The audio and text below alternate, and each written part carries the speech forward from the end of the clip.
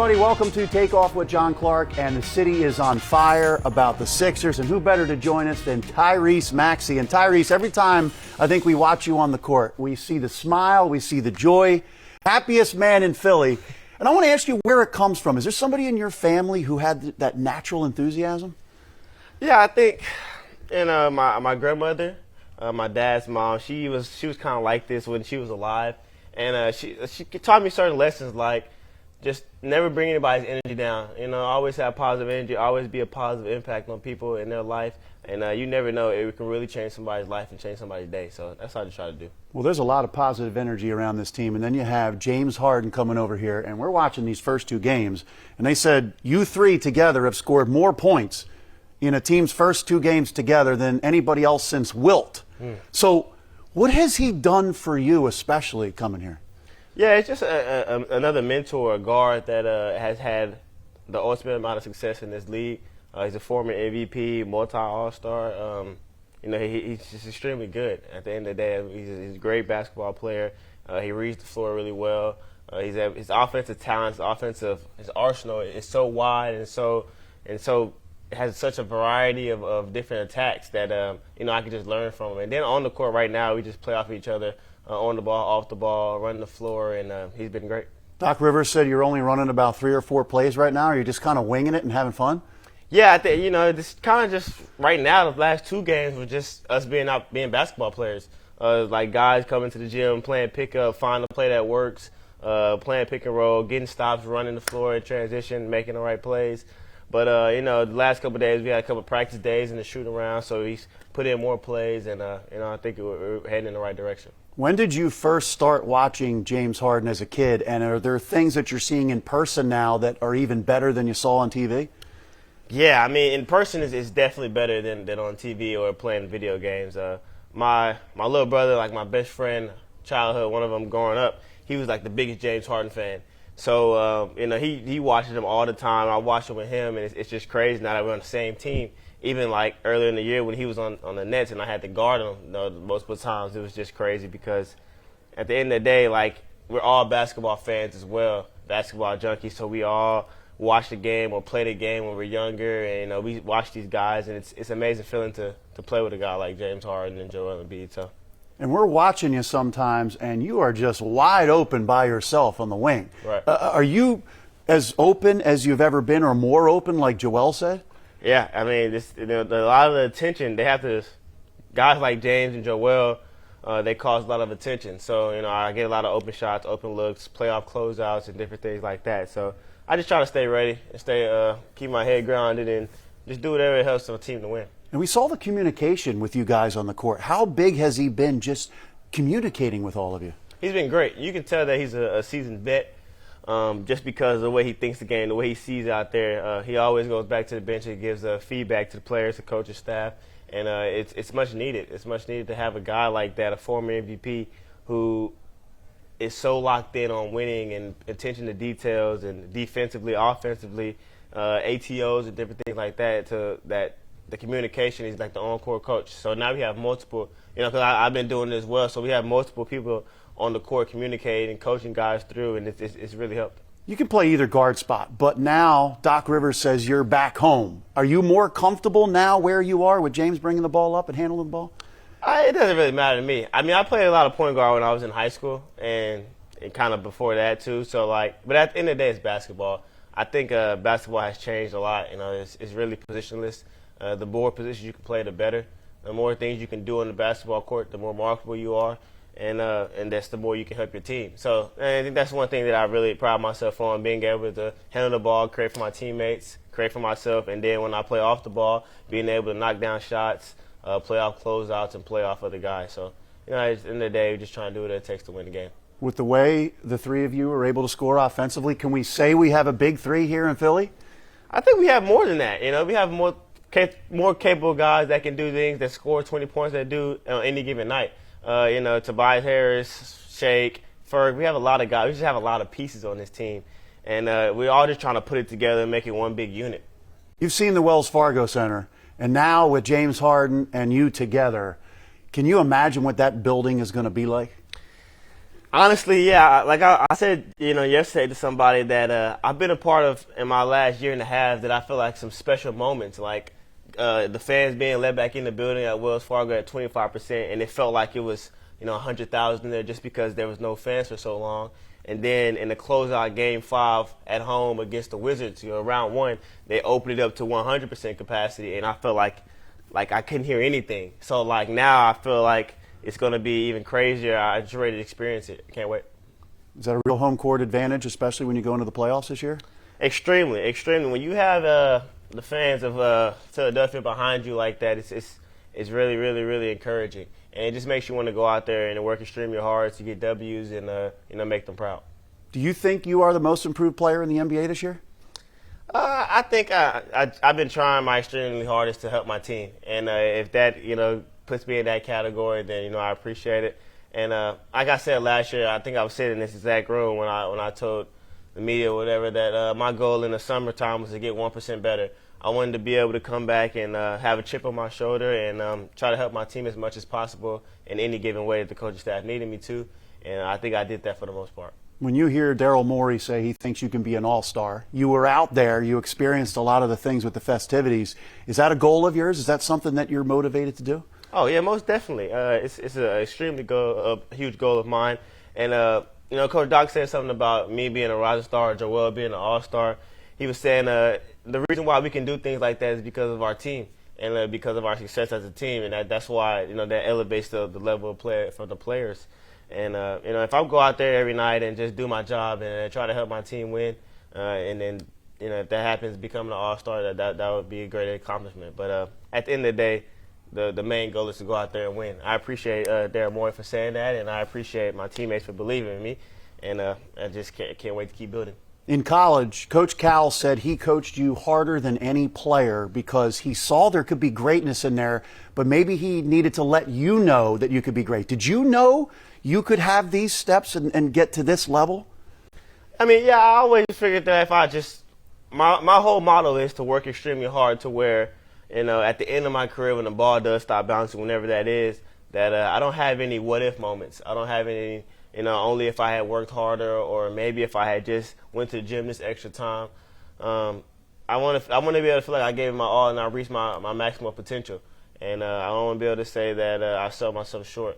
But, yeah, Coach Cal, he coached me extremely hard, and I love him for it. I really do appreciate it. I feel like I can play under any conditions now. Coach Doc coaches me extremely hard as well and doesn't really faze me. I just go out there and I take the coaching, try to be coachable as coachable as I can, and I go out there and try to execute for him. So who coached you harder, Coach Cal, Doc, or your dad?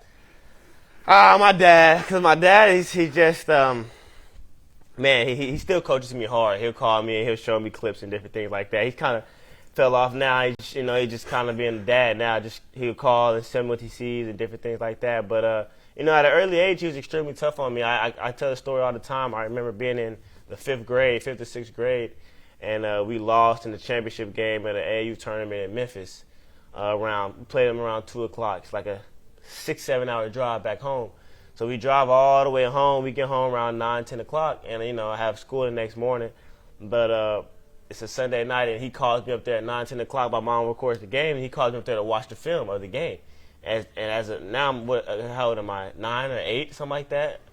And where old you are when you're that young. But and I'm like, well, why are we watching the film? This game's over. Like, you know what I'm saying? But now I realize what he was teaching me, and now I learned so many things from what he taught me back in the day, and it just really paying off now. Do you appreciate that pushing from these coaches? Every bit of it. I appreciate every bit of it. I think because I appreciate it because I know that they believe in me. And when you know that someone believes in you, it just makes you believe in yourself a lot more, on top of the confidence that you already have in yourself. And you just go out there and try to be the best you could possibly be for them. With James especially added to this team, how fast are you able to play? Extremely fast because now there's multiple options who can bring the ball up. So if I get the rebound, then I'll bring it up. If I'm closer to the outlet to me, and I'll push it. If he gets a rebound, he'll bring it up, and I'll run the lane. And that's one thing that we're really trying to pride ourselves on, being able to get stops and get easy buckets. It's extremely hard to get easy buckets, especially once the playoffs come. But the more stops we get, the more opportunities we have to run and try to get easy baskets. We saw you at the Garden. made a great play, and then it seems like you're doing the bongo cam on the floor of the Garden. I mean, do you kind of lose yourself in some of those moments? Some athletes say you almost black out because you're having so much fun and you don't even realize what you're doing. Yeah, it was just one of those moments where, you're really enjoying yourself and enjoying your time, enjoying life.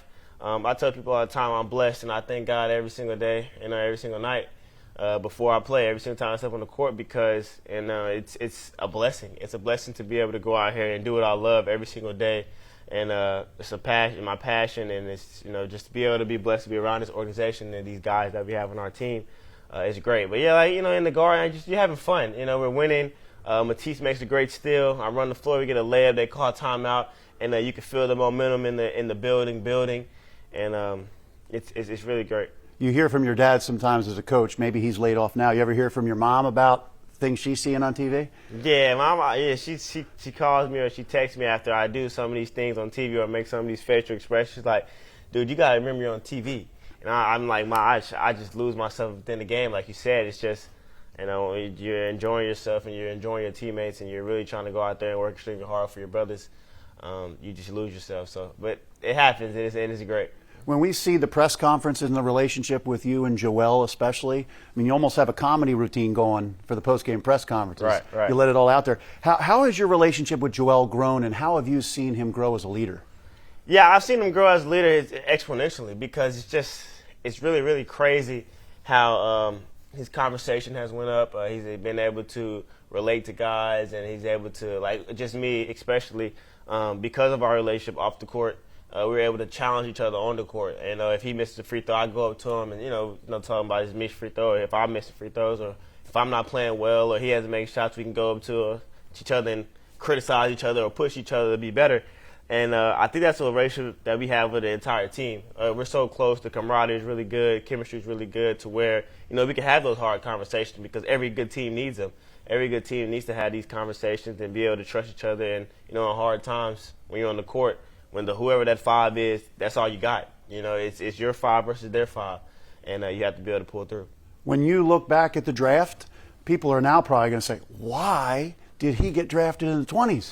Do you ever wonder that? And do you kind of keep a list of the guys who are drafted ahead of you? Do you get motivated by this kind of stuff? I extremely do. I get extremely motivated by it. And it's not, I don't ask why did I fall, why did I go here? I'm just thankful that the Sixers, were able to take a chance on me, and I was able to find a happy home.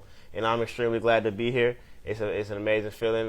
But of course you try to go out there and we try to, beat everybody, all 30 teams. It doesn't really matter. I mean, all 29 other teams. So, but like I said, this is home now, and I like it here, and I really do appreciate the organization for taking a chance. A couple final questions for you. You had a traumatic experience having a fire with your family there. First of all, for everybody to be okay, how blessed are you, and how have you been able to get through this mentally? Yeah, I'm just glad to be sitting here, talking to you about it. And all my family members are okay, and dog was okay. But yeah, it's it happens. It's life, and I thank the Lord for the adversity that He's put me through, and being able to come out on top of it, and trying to apply it to my everyday life and apply it to the court. That's why I've been throughout my life. I always said I'll never take a day for granted on the court or just in life in general. But it's been great. The organization has helped me as much as they can. Family members are really good. They're back home, and they're doing well, and they've helped me as much as possible. And I'm just glad to be here. This team went through a lot. Obviously, Ben Simmons not wanting to play here anymore, and you share the same agent. And there were all these reports out there. Then the trade deadline comes, and people were saying, "Oh, could Tyrese be in a deal?" How did you get through it all mentally and stay sane with all the noise and everything going on? Yeah, I mean, I think it's just a part of the business. It happens. And things happen here and there, and guys, move on. And but at the end of the day, we all have to be professionals. When we step across between those lines, we have to do our job. And our job is to go out there and perform every single night and practice hard and do different things like that and get better and try to win basketball games. And that's one thing I focused on. I mean, it happens. It's part of the business. I get it in trades and different things like that. And so I just try to stay focused, laser-like focus, and focus on what the task is at hand. Danny Green has said when you guys play the Nets and Ben Simmons, maybe there won't be hands shaken, things like that. I mean, for you, what is that experience going to be like, especially if it's in the playoffs? It's gonna be competitive, you know. And at the end of the day, it's the basketball game is a competition. You're gonna try to win the game. So especially if it's in the playoffs, you know, it's just win or go home. But at the end of the day, you know, it's all love. You know, I mean, me and Ben are still cool. You know, I still love him as a brother, and I'm just glad to see that he's in a happy place. All right, I know one press conference you came up and you started to like sing the song, Sixer song. Right. You've heard it a lot, right? I've heard it a lot. I've heard it a lot. All right. So do you know the words? Do I know the words? Yeah. I know most of the words for the most part. Yeah. Can we see? Can we put you to the test? I can only sing after we win. I can't sing before. Everybody asks me that, like on the street, like, can you sing the song? Like, I mean, it's kind of like an in a moment thing. You know what I mean? Wait, people ask you on the street? Yeah, people have asked me, like, Tyrese, sing the song. Like, it's like an in the moment thing. I can't just bust out singing it. You know what I mean? It's like, it has to happen. That sounds like a great game show. Just come up to people on the week, see if they can sing the song, put them to the test. Wait, people legit have come up to you on the streets in Philly? Yeah, like, or they saw me, like, I've maybe been driving, like with the windows down or walking my dog or something like that, and they were like, "What's up, Tyrese? Hey, can you sing the song?" I'm like, I can't just bust out singing the song. I'm not that type of great of a singer. All right, well, I'm gonna give it a shot. I just want to see when this song comes on, what happens to you? What happens to me? I think I just get excited. It just makes me, it's a good feeling because I know that we did something good that night. Does this have like an old school feel to you? Like do you start to think of the nostalgia of the Sixers in Philly? It just gives me a good vibe. It just, because you did your job that night, At the end of the day, no matter what the stats were, no matter what happened, your team came out victorious when there were zeros on the clock. So just being able to hear the song is a great feeling. I hate to be that guy rolling down the window. I mean, you want to give it a shot? Everybody. I can't sing a song right now, man. I got to start it over and I'll sing it for you. Hold on. All right, I'll start from the top and I'll sing it for you. I love that people are rolling down their windows. I'll sing it for you. All right, here we go. You gonna join in with me? Let's do it. I feel like we just won. We're walking off the court. Rob King is telling me how to do media. And I'm like, okay. Clap your hands, everybody, from Philadelphia, 76ers. Everybody from Philadelphia, 76ers. 1, 2, 3, 4, 5, Sixers. 10, 9, 8, 76ers. That's funny, man. People love to see this. People do love to see this. They do love to see this. It makes you feel good, though, this song. It does make you feel good. It gives you good positive energy, man. Yeah. It does. Isn't that cool to think, though, that Doc and Moses and those guys, this was their song back in the day and it can be your song? No, it's amazing, man. Even the song that they played when we wear our city uniforms, it has like dang, what's the song? I gotta hear it again. Another song? Oh, what's this? Oh. Yeah, what's this? Oh, yeah. Oh, man, it was on my dad's, like, he won state high school. Yeah. And back in the 80s. So, like, it's on the song, geez, I cannot remember the song, man. But when they play it, I sing it every time when I'm in the back waiting to get called out. But, it's just amazing to see these things because, like, it's I don't know, it's just unreal. Yeah. It's unreal, like to like you said, to remember guys like I never got to see like guys like Dr. J play, but like to know that it was their song, different things like that. It just makes you want to go out there and compete extremely hard so you can give the fans that. What was it like meeting AI? It's great. I mean, he's AI and he's an icon. I grew up watching him just because he's a superstar in the league today. I mean, when I was watching, I was younger. Yeah. And it's cool to be able to play for him. Play here, and I've worn 3 all my life. So no. Yeah. So coming here and not being able to wear it, it's a good reason not to be able to wear it. Coming here. So you sticking with 0? Yeah. I mean, shoot, it's my number. So they asked me what number did I want. I was like, I guess I'll take 0. All right, well, listen, I love the fact that you sang the song. I mean, I think people are going to be rolling down their windows everywhere now. Is there any way the Eagles can convert you from growing up in Texas as a Cowboys fan to an Eagles fan? Is there any way this can happen? Well, in my defense, I'm from Dallas, yeah, so it's we like get it. I can't really I wouldn't be able to go home. My dad wouldn't let me in the house. My uncle wouldn't talk to me if I wasn't a Cowboys fan. But don't get me wrong. I mean, the Eagles are. I'm not like an Eagles hater. Like, I don't hate them. I just don't want them to win when they play the Cowboys. Whenever they play, other teams, I root for them because they have guys on their roster that are also signed with Clutch that I know and that are also from Dallas. Like Jalen Reagor, he's from Dallas, from the same city as me. So it's like I still root for those guys when when they're not playing the Cowboys. But I'm a hometown kid. Home is home. We get it. You know we what get I mean? it. It's a hometown kid, but I love everything about Philadelphia. Love it. Thanks so much, Tyrese. We love seeing you here in Philly, and keep that smile going. People love the joy you have playing this game. I appreciate that. Thank you for having me. Thanks. I'm so flagrant.